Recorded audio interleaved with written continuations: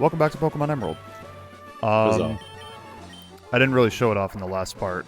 This is Calf's form. That's what it looks like. He looks as I explained like a ball with testicles. Yes. He He comes with the 3 weather changing moves as well as powder snow. Just to show off, like, hey, he can change depending on the weather. He cannot change in Sandstorm for some reason. Yeah. Why not, actually? They just kinda never weird. made a form for him. I suppose Sandstorm isn't really weather. That's more of a... I mean, it's the same weather as hail, basically. I guess. But I guess, like... a sandstorm is more conditional to, like, an area rather than, like, the sky. You know? But then again, I guess sandstorms are caused by wind, so... I don't know. That's up to interpretation. Why is there no sandstorm cast form? Like I said, I have no idea. They just kind of did. Maybe it's based on what you were going off of. But yeah, he comes with the 3 weathers that will actually transform him. He gets a move later on that's originally specific to him called Weather Ball that does damage and changes type based on the weather. It usually is not a very strong move, but it gets way stronger in weather, and it gets even stronger than that because you have to factor in if you're using it in the rain or sun, it's going to match the type and get a really big power boost just from the sun as well. So it's, if you're going to use a cast form, don't use hail cast form. That's basically what I'm saying.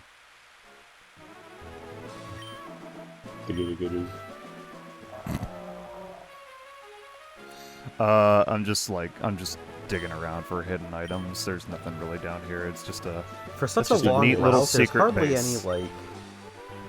There doesn't seem to be a whole lot of hidden items. I know that there's quite a few little side places you can go to on this route, though. There's a couple handful. You did bring the There's Acrobike, an area right? that we yeah, we did that in the last part though. There's There's an area more. that we cannot access yet because we do not have waterfall. It's up on the top left. Hi, May. Oh, well, I was gonna say, because there should be another, like, area up north that also needs the Acrobike that I don't think you touched yet. It's beyond the waterfall. Oh, yeah, true. RIP. Isn't this the last mandatory May fight? Yes, it is actually. May opens with Pelipper if you choose Trico. Pelipper knows Wing Attack, Supersonic, Mist, and Protect. If you choose Torchic, she opens with Lombre, which she has no matter who you pick, actually. Lombre is on every team that she has. RIP. And we'll get to that when it shows up. And if you choose Mudkip, she opens with Slugma, which knows Ember, Rock Throw, Harden, and Amnesia. Slugma is not on her team in this one. It's because she's got a... She has a Combuskin. Yeah. Spoiler alert. Wait, no, she had a Combuskin before. Never mind. Yeah, I was gonna say, she had a that's Combuskin. not- She had a Combuskin that's back not a before. spoiler. Yeah, she had a Combuskin back before Mavile. Mavile? I don't know. Mav- I felt like pronouncing it vile. Spicing it up. Spicing it. I gotta keep you on your toes. So this fight isn't. I mean, generally isn't nearly as hard as the previous one because you should have a more varied team at this point, and yeah. You are since we also have over-leveled as fuck for this part. I am actually. So yeah, that was Combuskin. Combuskin knows Double Kick, Peck, Sand Attack, and Bulk Up. It does not actually know any Fire type moves. Now that I look at it, that's kind of weird. They're trying to focus on her fighting. If it makes you feel any better, the generations before that, especially Gen 1, was known for having really piss-poor movesets. And Gen 6 is no better either. Gen 6 also, for some strange reason, has, most of the gym leaders don't even have 4 moves on all their Pokemon.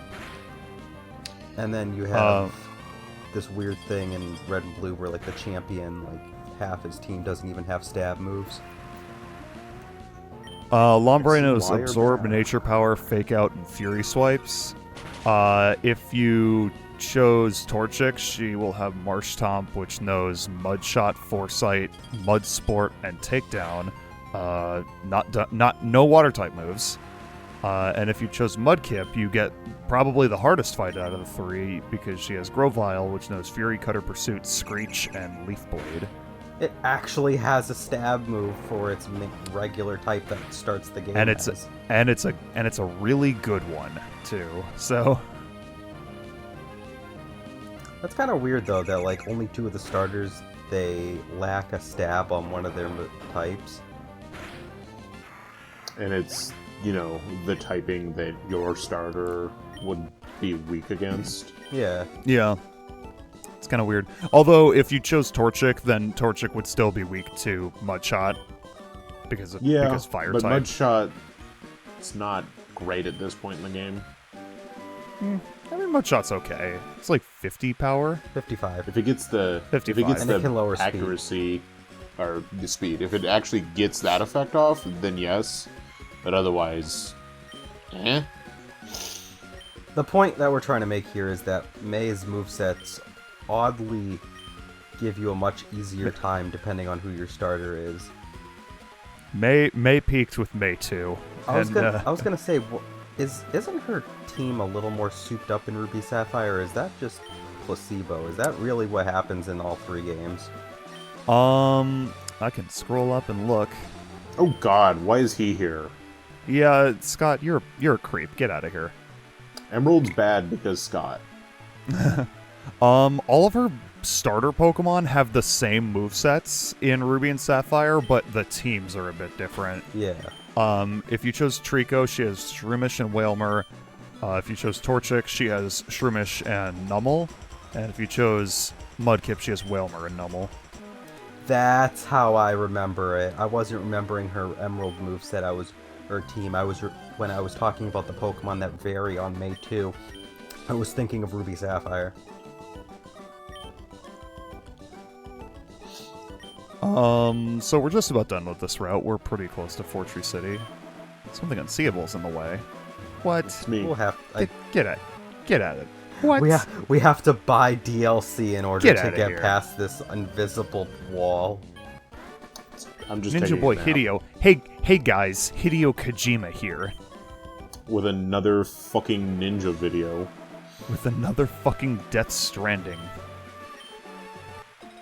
I heard you like the first walking simulator. Well, guess what? It's back, baby. I feel like Hideo Kojima would actually be a Ninja Boy, but he'd be cosplaying as Raiden. When I was a kid, I thought that these berries looked like UFOs. They look like sex toys. Yeah. They can look like both. Oh. True. I don't know what I'm doing. What? Oh yeah, I noticed the acrobike rails, and I went back, but realized, oh no, I need waterfall to get there. This is Fortree City. This is 4 trees. There's a bit more than 4. There's like let's see, 1, 2, 3, 4. A Nope. fuck 4. ton. More than 4. I'll say that much. 1, 2, 3. Shatter. This is like this is actually like one of the most popular cities in the game and kind of in the series, really, just because It's one of the like, most unique areas in the entire series because there has yet to be a city before or after this that does this whole theme where like everything's up in treetops and there is a gym. I would like to say we're not listening to it right now, but I do love the music for this town. I do not like the way it sounds in the remakes. The remakes kind of ruined some of the overworld music to me. It's like the remake soundtracks are overall like not as good, but still good. Like Fortree City, in particular, I think they kind of butchered a little bit. It's just like a much slower tempo, and it's like a much less interesting song. It's a sausage. Eat it. Om nom nom nom nom. But anyway, all of the houses are tree houses, quite literally, and they're all connected by these wooden bridges that you unfortunately cannot run on. This is a mart that sells furniture for secret bases, which, you know, I showed off in a previous part, but not something I'm gonna get super into. Oh, but you should at least. I mean, maybe you should at least decorate your base like once or twice before the end of the LP. Okay, maybe in a bonus video. Yes. It's just that it's expensive. Like, yeah, it really is. $9,000 for a desk. The problem with building secret bases is it is very much a fun side thing to do in the post game, because you will not have the money to do this during the main quest. Especially if you're me, because I'm going to be buying Pokeballs, because I'm going to catch everything I see, and then I'm going to spend everything else on healing items, so I'm never going to have money for those stupid... Yeah. Like, do it in the post game if you like the game enough that you want to get as much out of it as possible. Oh. That dude's flying sausage just flew away. What the fuck? Get it back. I have to eat it. Everybody lives in Name tree Raider houses, but they all are still civilized to have TVs. Yeah. They have electricity, you know, they're not cavemen. They don't have beds. How did these people learn about burb? Meanwhile, the frickin' houses in Kanto are actually fairly nice, but like nobody has any technology. They all just have books. I mean, books are fine. Burb. They're talking about burb. Guys, remember burb? Treat Burb with love. That's a good message. We're not gonna use it again, unfortunately. He kind of got outclassed by other HM slaves, namely Banana. Banana. Although I will say Burb served his purpose when we had him, because he was the MVP of the Brawly fight. Yeah. But then Flying Sausage By the came way, around and it was like, but this one's a Burb and he's a water type. The invisible I'm sleeping DLC here. wall is up again. I'm sleeping here. Pay $5 to unlock this gem. I can't wait for that to happen. I feel like there has, if not already, there would be a game that someone like made haphazardly, and they just kind of block stuff off with invisible walls if you don't pay for DLC to like remove the invisible walls. It's just like, oh, this area exists here, but in order for you to actually touch it, you have to pay money so that this invisible barrier just magically goes away. So this lady gives you the TM for hidden power. It's the same. She has you do like the guess which of my hands the coin is in. It's the same every time. It's right, left. Huh. And that guy can teach you sleep talk if you wanted to, which is a move that while your Pokemon is asleep will randomly select one of the other moves in its move set. While it's like, even though it's asleep. The only generation in which Sleep Talk is a viable move is Generation 2, where Rest Talk is a legitimate strategy because of how slow the meta is back then. No other game is it really worth it, so don't bother. So what we're gonna do now that we're in Fortree, we can't do the gym quite yet because the invisible wall in the way. So what we're going to do is go beyond Fortree, and we are going to catch the next Pokemon for our party. This is the one pick that Jack actually had himself. This is the one that I chose. Okay, so this is Route 119. This is Route 120. On this route, you can catch Oddish, Marill, Poochyena, Mightyena in Emerald, Zigzagoon and Linoon in Ruby Sapphire, C-Dot, 1% chance for C-Dot in Emerald, 1% chance for Surskit in Ruby Sapphire, a 1% chance for Kecleon, and I'm going to repeat that, an 8% chance for Absol, which is what I'm looking for. It's Oddish. I have the worst goddamn luck trying to find one. So, Yeah. So before I even find an Absol, I find a C-Dot. I literally, in my entire life playing this game, have never found a C-Dot on this route because it's a 1% encounter. How often does that happen? This C-Dot, and I counted, came 31 encounters into me looking for an Absol. 31 encounters for 31. For an 8% encounter rate Pokemon. Yes. Let's drive the point home to the viewers at home. Yes. 8%. Really not that rare. I mean, not common, but like, it's not fucking 1%. It's close to 10, and 10% is a pretty fair rate for a rare Pokemon. Yeah. We got one C-Dot, folks. This is, yeah, so I decided to catch the C-Dot because why not? I'm frustrated. That's not at a this why point. not, that's a C-Dot. No way. In totally my an frustration, Absol. I name him Absol. Absol. And it's a girl. So, 10 attempts later, this is encounter number 41. I find an Absol finally. Yay! Let's kill it. And then this happens. Yay! I got my wish. I want to die. Oh! Damn. That's real very life. fitting. So, before I find another Absol, encounter number 50 Why? is another C-Dot. But why though? Because This is great. because the game hates me at this point. So finally, after a half hour of looking, encounter number 68, I find another Absol. Let's kill this one too. I was gonna say... God, no. I was gonna say, I think, honestly, even if you didn't get the crit, you probably still would have killed with Leaf Blade.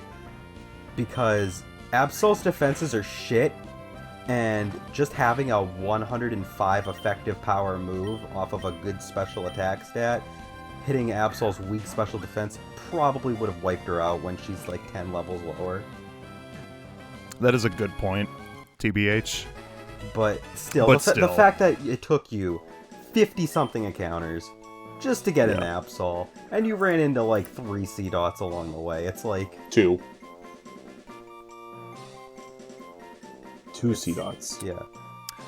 So I thought on a name for a while, and because I wanted something like, I don't catch, female Absols very often, so I tried to think of something like, what's a cool, like, dark, like, female name. So I name her, and no, it's not after a certain recently dropped out presidential No, I candidate. figured not. I named her, I believe it's technically pronounced Elizabeth, after Yes. Elizabeth Bathory, a Hungarian noblewoman who was a supposed serial killer and bathed in the blood of her victims because she believed that it made her younger. Wait a minute, I think I heard about that. That's amazing. I approve. I also know about it because of a song by Ghost. Anyway, Momo finally learned Double Edge in that fight that we just cut, so she's evolving now. Huzzah! Your best Pokemon is here. There's so much to talk about in this part. Mainly this part. Yeah. Skip to 1850, It's still catty. and then you can close out at 9010. At 9:10. Yeah. The, for the Go backwards. You watch the video backwards. For the Landons at home. In the recent few parts, I never mentioned this, but in the past couple of parts, I put the experience share on Momo because I wanted to grind and get her to level 39 as quickly as possible. You've already outpaced the level for the next gym leader. Yes, I have. I am, like, way ahead. I couldn't even do that. But that's also because I probably would have a max team of 6 at all times, rotating Pokemon out, so I would be spending way more time.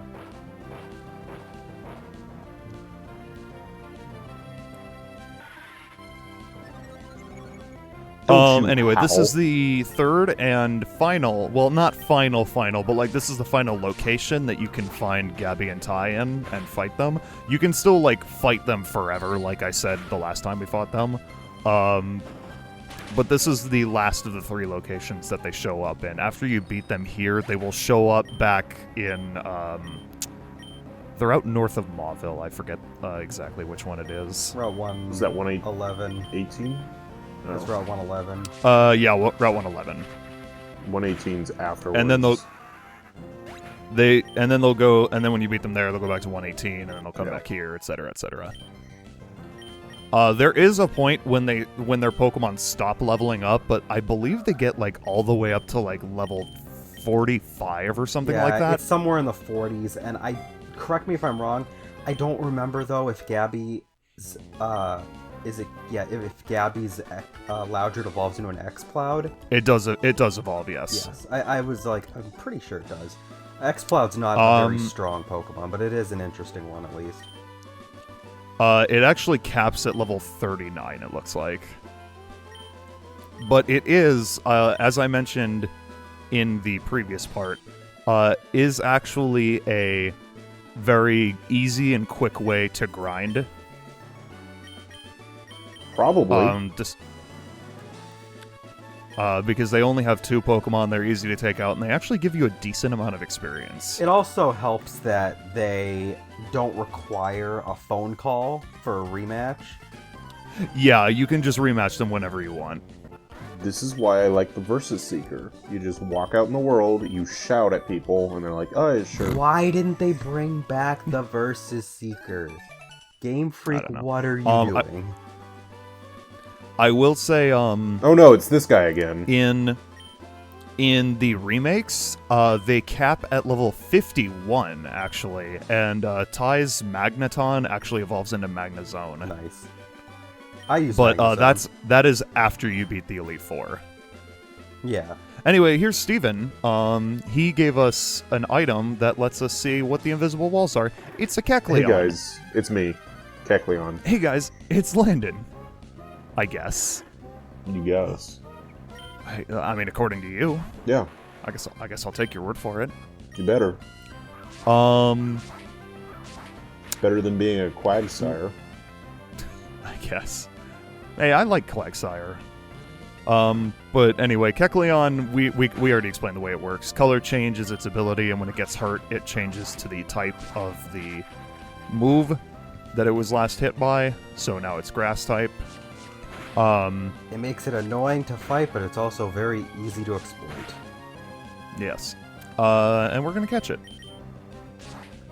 Because why not? That's a Pokemon. Catch at least one. I love the sound effect for Psybeam.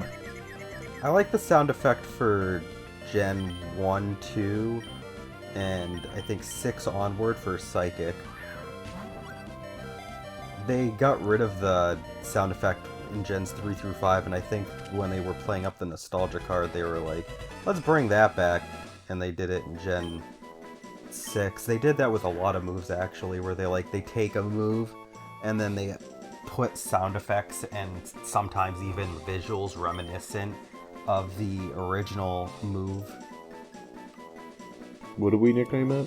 What do we? We do nickname it. I asked Landon what to nickname it, so this is his idea. What was it? Oh yeah, it's Cubert. Cubert! Oh god. That's right. I don't know why. I don't know why Cubert, but sure. I was gonna say Cubert doesn't look like that.